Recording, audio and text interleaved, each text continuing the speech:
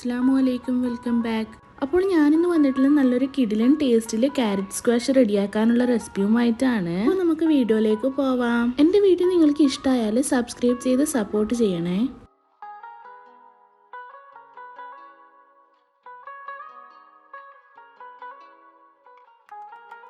ഇതിനുവേണ്ടി ഞാൻ എടുത്തിട്ടുള്ളത് ക്യാരറ്റാണ്. നല്ല ഫ്രഷ് ക്യാരറ്റ് തന്നെ എടുക്കണം കേട്ടോ. കാരണം ഇത് നമ്മൾ കുറേ നാൾ സ്റ്റോർ ചെയ്ത് വെക്കുന്നത് കൊണ്ട് തന്നെ നല്ല ക്യാരറ്റ് തന്നെ എടുക്കണം കേട്ടോ. അപ്പോൾ ഇതാ ഞാൻ തൊലി കളഞ്ഞ് എടുത്തിട്ടുണ്ട്. കട്ട് ചെയ്തെടുക്കാം.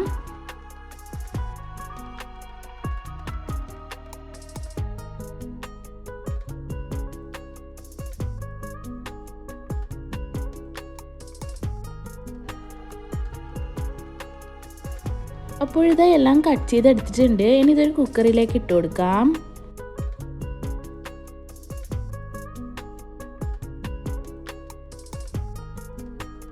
ശേഷം ഇതിലേക്ക് 1.5 കപ്പ് വെള്ളം ഒഴിച്ചു കൊടുക്കുന്നുണ്ട്.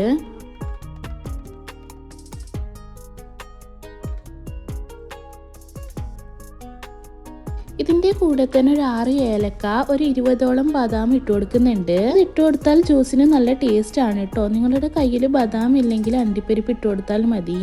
എന്നൊരു 3 വിസിൽ അടിച്ച് വരുന്നത് വരെ വെയിറ്റ് ചെയ്യാം. അപ്പോൾ ഇതാ 3 വിസിൽ അടിച്ച് ഇതിൻ്റെ പ്രഷറെല്ലാം പോയതിന് ശേഷം നമുക്ക് തുറന്ന് നോക്കാം. അപ്പോൾ ഇതാ നന്നായി വെന്ത് വന്നിട്ടുണ്ട്. ഈ ഒരു രൂപത്തിലാണ് വെന്ത് വരേണ്ടത്. അധികം വെന്തുടയാൻ പാടില്ല കേട്ടോ. എന്നിട്ട് നന്നായി തണുത്ത് കഴിഞ്ഞാൽ ഒരു ജ്യൂസിന്റെ ജാറിലേക്ക് ഇട്ട് കൊടുത്ത് അടിച്ചെടുക്കാം. ഇതിലേക്ക് വേറെ വെള്ളമൊന്നും ചേർക്കരുത്. ഈ വേവിച്ച വെള്ളം മാത്രം മതി ഇത് അരഞ്ഞു കിട്ടാൻ.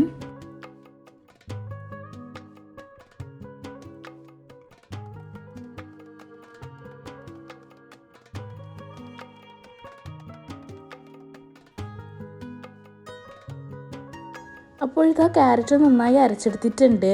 ഇത് നമുക്ക് 250 ml കപ്പ് വെച്ച് അളന്നെടുക്കാം.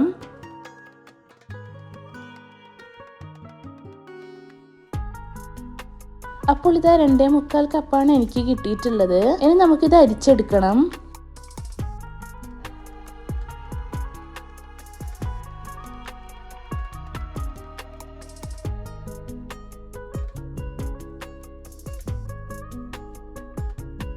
ഞാനിപ്പോൾ ഇവിടെ 2 പ്രാവശ്യമായിട്ടാണ് അരിച്ചെടുക്കുന്നത്. അപ്പോൾ ഇതാ എല്ലാം അരിച്ചെടുത്തിട്ടുണ്ട്. ഇതാ അരിച്ചെടുത്ത ഏലക്കയുടെ തൊലിയും ബദാമിന്റെ തൊലിയും ഒക്കെ ഇങ്ങനെ ഉണ്ടാകുന്നത് കൊണ്ടാണ് കേട്ടോ അരിച്ചെടുക്കുന്നത്. നല്ല ചെറിയ ഹോളുള്ള അരിപ്പ വെച്ച് തന്നെ അരിച്ചെടുക്കണം. ഇനി ഇതൊരു സോസ് പാനിലേക്ക് ഇട്ട് കൊടുത്തിട്ടുണ്ട്.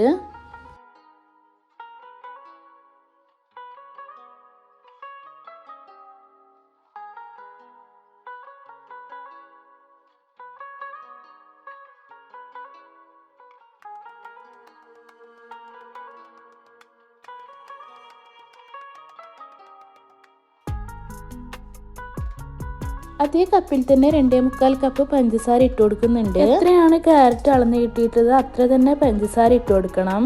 ഇത് കറക്റ്റ് മധുരമായിരിക്കും. ഇനി ഇതെല്ലാം നന്നായി മിക്സ് ആക്കി കൊടുക്കാം.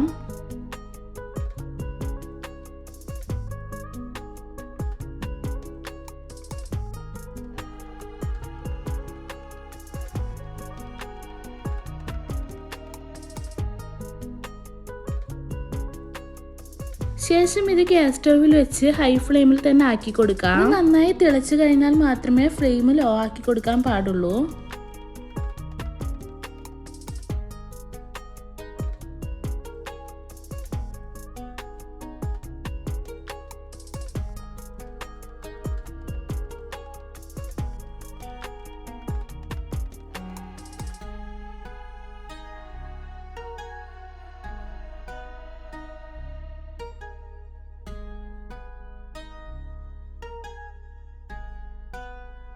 ഇതുപോലെ നന്നായി കട്ടിയായി വരുമ്പോൾ മീഡിയം ഫ്ലെയിമിലാക്കി കൊടുക്കാം. അല്ലെങ്കിൽ പൊള്ളാൻ ചാൻസ് ഉണ്ട്. അപ്പോൾ ഇതാ നന്നായി എടുക്കണം കേട്ടോ. ഇങ്ങനെ ഉണ്ടാക്കിയാൽ ഇപ്പോൾ നോമ്പിന് നമുക്ക് ഇഫ്താർ പാർട്ടിക്ക് 1 കിലോ ക്യാരറ്റ് കൊണ്ട് 50 പേർക്കൊക്കെ നല്ല കട്ടിയിൽ തന്നെ അടിപൊളി ജ്യൂസ് ഉണ്ടാക്കാൻ പറ്റും കേട്ടോ. അതിന്റെ ചെലവിൽ നല്ല ടേസ്റ്റ് ഉള്ള ജ്യൂസ് ഈസിയായി ഉണ്ടാക്കിയെടുക്കാൻ പറ്റും.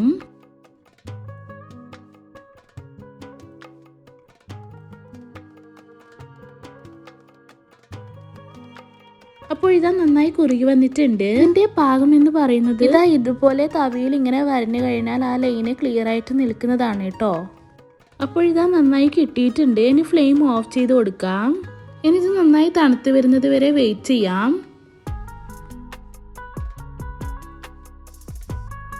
അപ്പോൾ ഇതാ നന്നായി തണുത്ത് വന്നിട്ടുണ്ട്. ഇനി ഇതുപോലെ ഒരു ഗ്ലാസിന്റെ ബോട്ടിലാക്കി ഫ്രിഡ്ജിൽ വെച്ചാൽ നമുക്ക് ഗസ്റ്റ് ഒക്കെ വന്നാൽ പെട്ടെന്ന് തന്നെ ജ്യൂസ് റെഡിയാക്കി എടുക്കാൻ പറ്റും. പിന്നെ ഇങ്ങനെ ഈ ഒരു അളവിലാക്കിയാൽ 50 പേർക്കൊക്കെ നല്ല രീതിയിൽ തന്നെ ജ്യൂസ് റെഡിയാക്കി എടുക്കാൻ പറ്റും. നല്ല ടേസ്റ്റുമാണ് കേട്ടോ. ഇപ്പോൾ നോമ്പിന് ഇഫ്താർ പാർട്ടിക്കൊക്കെ ഇങ്ങനെ ആക്കിയാൽ നമുക്ക് കുറഞ്ഞ ചിലവിൽ എളുപ്പത്തിൽ നല്ല ജ്യൂസ് റെഡിയാക്കാം. പിന്നെ 2 ഗ്ലാസ് ബോട്ടിലാണ് ഞാൻ ആക്കി വെച്ചിട്ടുള്ളത്.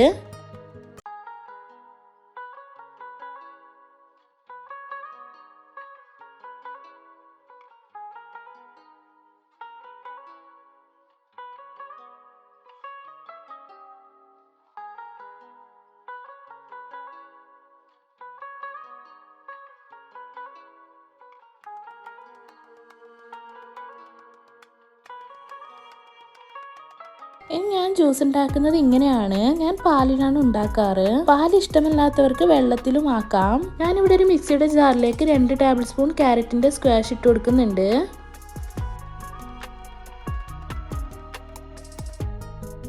ശേഷം കുറച്ച് ഐസും 2.5 സ്പൂൺ പാൽപ്പൊടി,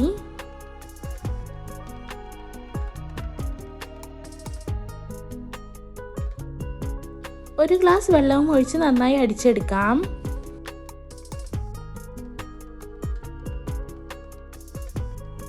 ഇനി ഇതൊരു ഗ്ലാസ്സിലേക്ക് സെർവ് ചെയ്യാം.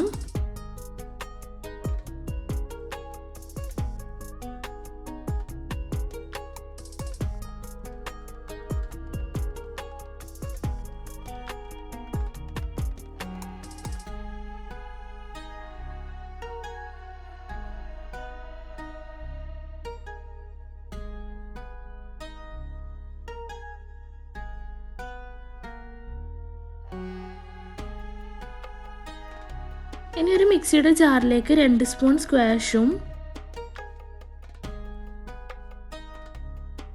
1 ഗ്ലാസ് തണുത്ത പാലൊഴിച്ച് അടിച്ചെടുക്കാം. തണുത്ത പാലിന് പകരം കട്ടപ്പാൽ ചേർത്ത് കൊടുത്താൽ ഇതിൽ നല്ല ടേസ്റ്റ് ആണ് കേട്ടോ.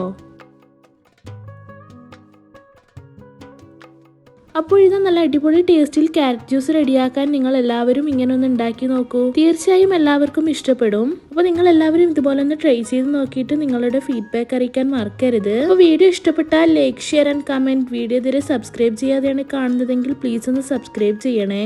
ഇനി പുതിയൊരു വീഡിയോയുമായി വരുന്നവരേക്കും എല്ലാവർക്കും ബൈ. Thank you.